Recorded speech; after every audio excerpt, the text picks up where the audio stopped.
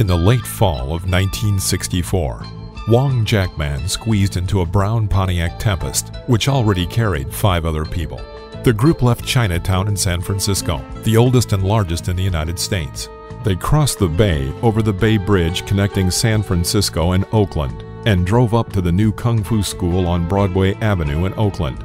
It was at this time only recently been opened by Bruce Lee after his move to Oakland from Seattle. This visit was preceded by a war of words that had lasted several weeks.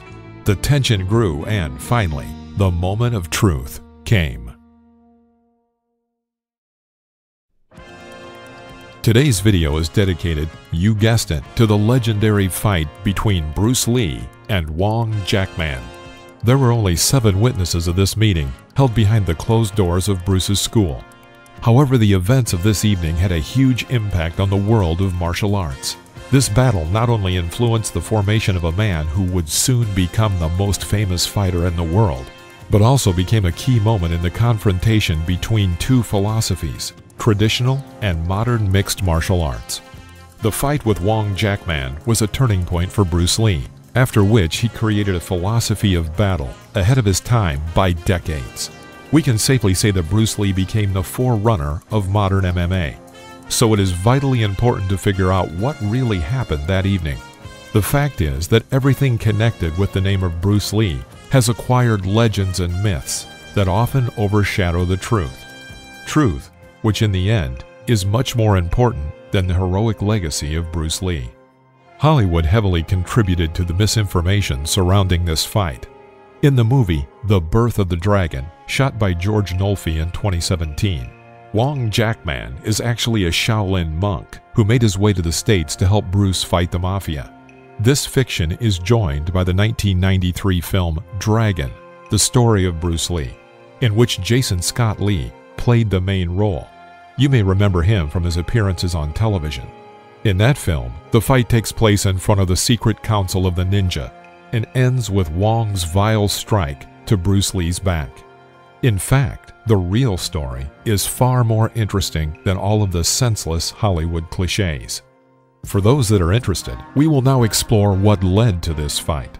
For those who simply want specifics about the battle, timing marks will now appear on the screen, so you can skip ahead to that point in the story. And so, we begin.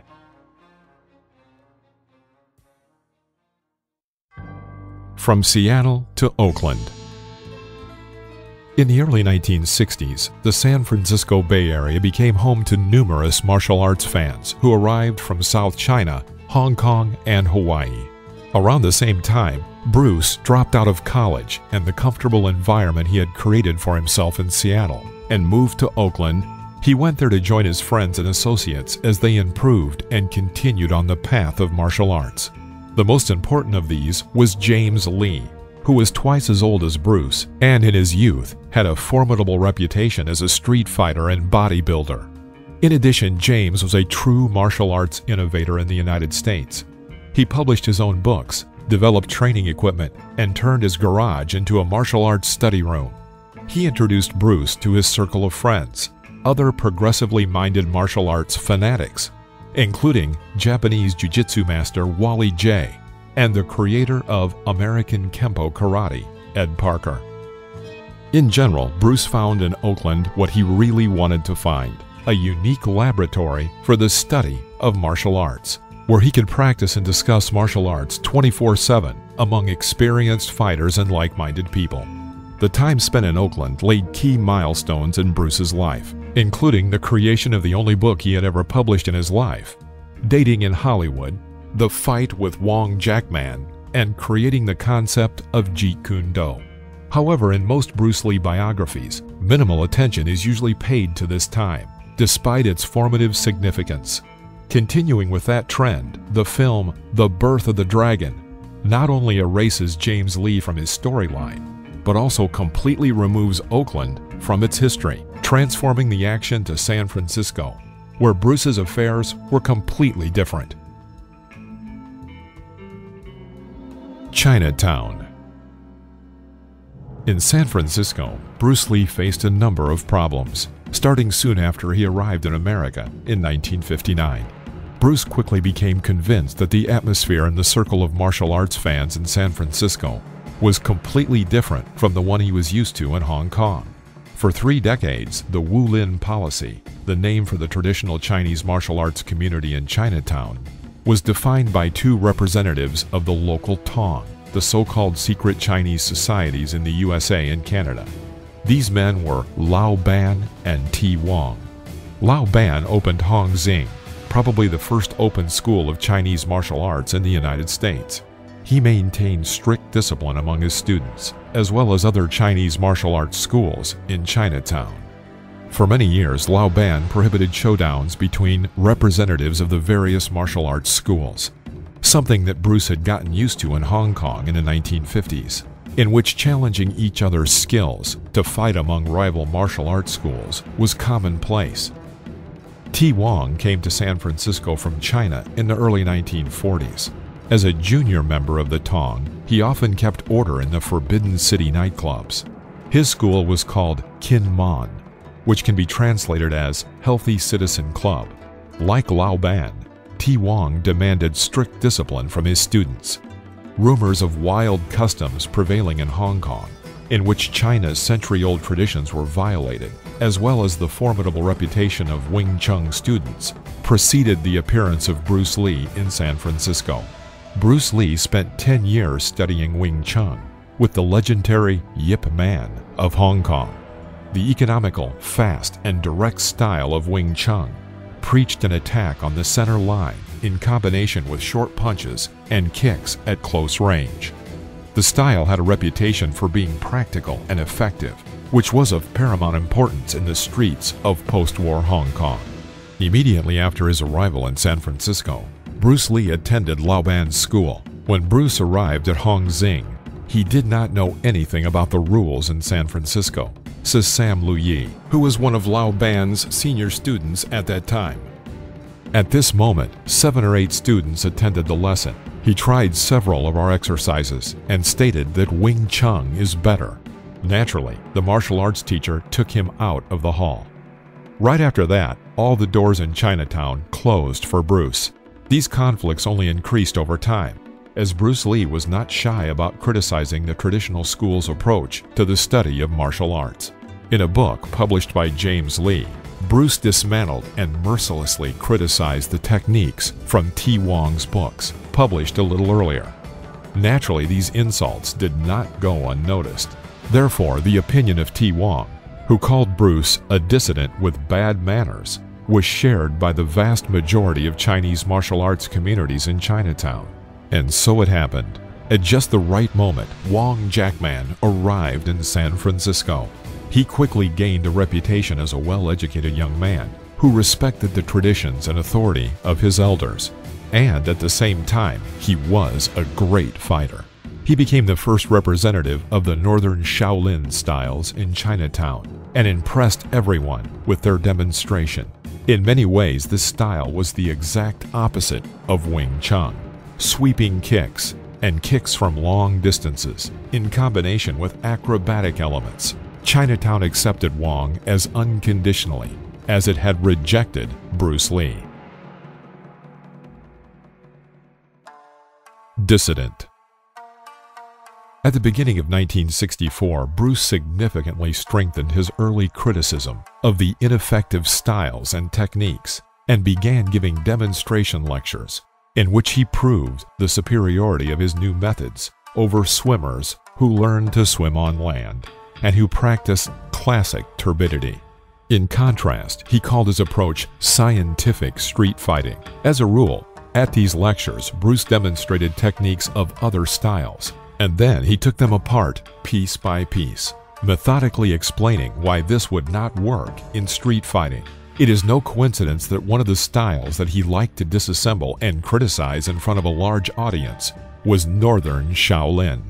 At the first famous Long Beach martial arts tournament, hosted by Ed Parker, Bruce annoyed many participants after criticizing many traditional practices, such as the Kibadacha or the Maba horse stance. He just came and started criticizing people, explains Barney Skolin, who was 18 years old at the time of the tournament. Although Bruce's appearance at the Long Beach tournament is often portrayed as a triumphal success, many of the participants do not hide the fact that they, at the time, considered him an impudent person. Clarence Lee, with more than a half-century experience, recalls, "Guys practically stood in line to fight with Bruce Lee after his demonstration on Long Beach." In the summer of 1964, Bruce Lee accompanied Hong Kong actress Diane Chung Ven, the Chinese Marilyn Monroe of the time, on her promotional tour of the U.S. West Coast to support her latest film. This led them to the Sung Sing Cinema, located in the heart of Chinatown, San Francisco. Naturally, Bruce could not miss such an opportunity to make his demonstration, which further enraged the representatives of Chinese martial arts in San Francisco. In this demonstration, Bruce called traditional Chinese martial arts old toothless tigers. Naturally, such a hint could not help but touch Lao Ban and T. Wong. It was an insult to two highly respected members of the Chinese community, made by an arrogant upstart. At this point, a confrontation was inevitable, given that several years before that, the martial arts community in Seattle challenged Bruce for much smaller statements. Japanese karateka Yoichi Nakachi challenged Bruce during a similar demonstration, in which Bruce criticized karate. Yoichi pursued Bruce for several weeks. When they finally got together in a duel, Bruce literally destroyed Yoichi by conducting a series of quick punches and ending the fight with a knockout kick. The whole battle lasted 11 seconds, and Yoichi was hospitalized with a fractured skull. It is strange that this meeting is usually hushed up as insignificant, although in reality, it's an indicative example of Bruce's future. The Forgotten Fight. Why did Wong Jack Man challenge Bruce? Now we come to the most interesting part of the story. There is a theory that he simply wanted to make a name for himself and advertise his school, which he opened in Chinatown in San Francisco. Local Tai Chi Chuan master David Chin claims that this is exactly what Wong said when he signed the call, which was then delivered to Bruce Lee. However, many believe that Wong was pushed to make the decision, sending him like a new kid at school at the main troublemaker. But who were the 5 guys who went to Oakland with Wong Jack Man? Next to Wong sat David Chin and Chan Baldhead Kyung, 2 representatives of the Tai Chi Club, which had appeared in Chinatown in the 1930s. In the back seat were a trio of dubious men, who were not directly related to the Wu Len, Ronald Ya Wu, who earned his nickname for constant chatter, Martin Wong, and Raymond Fong. As Wong Jack Man later admitted, they were brought along for numbers. None of those in the car was a student of T. Wong or Lao Ban, but there were 2 representatives of the Tai Chi Chuan Club in it. As Lao Ban's senior student, Sam Lu Yi, recalls, the school's code forbade participation in such actions.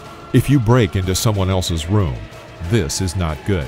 Regardless of whether you lose or win, this is not good. When Wong Jack Man arrived in Oakland, there were only 2 witnesses near Bruce Lee. His wife Linda, who was at the moment in her 8th month of pregnancy, and his most faithful friend and colleague, James Lee. Having a lot of experience with showdowns, James carried a loaded gun in case the situation got out of hand. There were 9 people in the room, 3 of whom are alive today. Wong Jack Man never talked about this incident. Linda Lee and David Chin, who were on the opposite sides of the conflict, tell the same story. The battle was fast and furious. The fighters moved around the room. It all looked rude, chaotic, and did not look like a movie. At first, Bruce managed to punch Wong's temple, but Wong withstood the blow and began to dodge Bruce's attack. Unable to defeat the enemy in a few seconds, as with the last time in Seattle, Bruce had to chase Wong around the room, eventually tiring him. However, it was precisely Bruce's furious advance that led to his victory. Wong stumbled over a small step and fell to the floor. Bruce rushed at him and shouted in the Cantonese dialect, "Are you giving up?" and began to shower him with blows. At that moment, Wong said he was surrendering and the fight was over. David Chin recalls, it all lasted no more than 7 minutes. Subsequently, this fight has grown to epic proportions. Rumors that Bruce had punched the wall with Wong's head, or that Wong had already defeated Bruce when the cops arrived, were just a few examples among many. Probably the most absurd exaggeration was the film The Birth of the Dragon, in which the battle lasted more than 20 minutes. However, Bruce Lee himself learned a valuable lesson from this story that made him reconsider many of his beliefs. After a year, with absolutely no reservation in preaching the effectiveness of his technique in comparison with others, the collision with Wong Jack Man forced him to reconsider both his technique and physical training, which actually turned out to be not so good. The good news was that it was at this moment when Bruce began the formation of his new system, Jeet Kune Do. He had already begun to synthesize many of the things that had influenced him in the recent years. From the practicality of Street Fighter James Lee to the innovations of Wally J, causing him to form an integrated system suitable for his personality. Bruce also included elements of Wing Chun, fencing, boxing, and wrestling, based on the philosophical approach of Zen in the Jeet Kune Do. In this picture, Bruce Lee, back row in the center, with his students in the James Lee Garage, back row third from left, in 1965. During the time spent by Bruce in Oakland, the foundations of his martial arts were laid, although this period remains rather unknown even after thoroughly studying his biography. Today, Bruce Lee is often called the father of MMA, not just because he mixed styles. The mixing of styles was already going on before his time, but first of all, because of the fact that he emphasized the effectiveness of technology and its constant evolution. He learned this lesson in particular from his collision with Wong Jack Man. In conclusion, let us cite the words of David Chin, who, despite supporting Wong at the time, now says, "What Bruce said then turned out to be true. I did not agree with him at the time, but he was right."